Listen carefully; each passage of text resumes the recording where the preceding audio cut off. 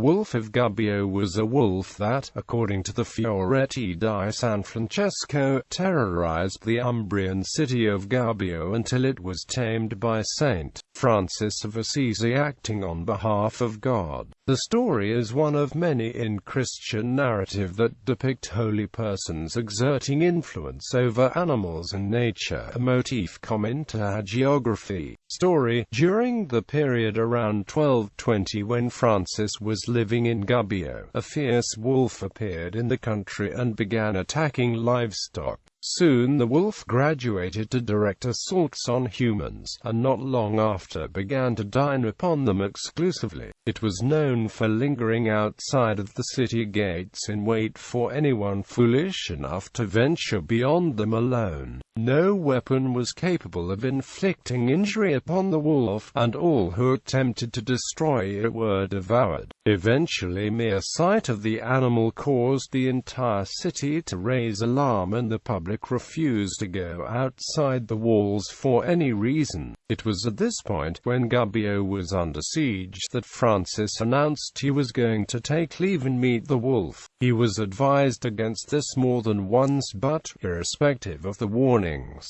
made the sign of the cross and went beyond the gates with a small group of followers in tow. When he neared the lair of the wolf, the crowd held back at a safe distance, but remained close enough to witness what transpired. The wolf, having seen the group approach, rushed at Francis with its jaws open. Again Francis made the sign of the cross and commanded the wolf to cease its attacks in the name of God, at which point the wolf trotted up to him docilely and lay at his feet, putting its head in his hands. The Fioretti then describes word for word his dealings with the wolf. "Brother wolf, thou hast done much evil in this land, destroying and killing the creatures of God without his permission. Yea, not animals only hast thou destroyed, but thou hast even dared to devour men, made after the image of God, for which thing thou art worthy of being hanged like a robber and a murderer. All men cry out against thee, the dogs pursue thee, and all the inhabitants of the city are thy enemies. But I will make peace between them and thee, O brother wolf, if so be thou no more offend them, and they shall forgive thee all thy past offences, and neither men nor dogs shall pursue thee any more." The wolf bowed its head and submitted to Francis, completely at his mercy. "As thou art willing to make this peace, I promise thee that thou shalt be fed every day by the inhabitants of this land so long as thou shalt live among them. Thou shalt no longer suffer hunger, as it is hunger which has made thee do so much evil. But if I obtain all this for thee, thou must promise, on thy side, never again to attack any animal or any human being. Dost thou make this promise?"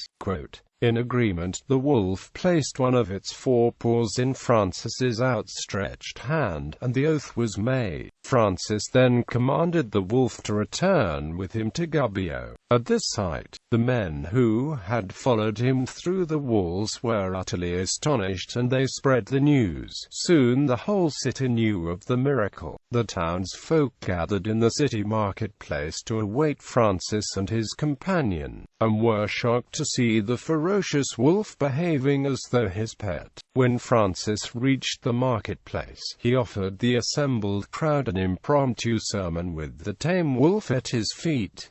He is quoted as saying, "How much we ought to dread the jaws of hell, if the jaws of so small an animal as a wolf can make a whole city tremble through fear." With the sermon ended, Francis renewed his pact with the wolf publicly, assuring it that the people of Gubbio would feed it from the very doors if it ceased its depredations. Once more the wolf placed its paw in Francis's hand. Aftermath. Thereafter Gubbio venerated Francis, and he received great praise from its citizens. Many of them were convinced by the miracle and offered the thanks to God, going on to be converted. This episode in the Fioretti is concluded with a note that the wolf lived for a further 2 years at Gubbio, going from home to home for sustenance and honoring the provisions of its agreement with Francis.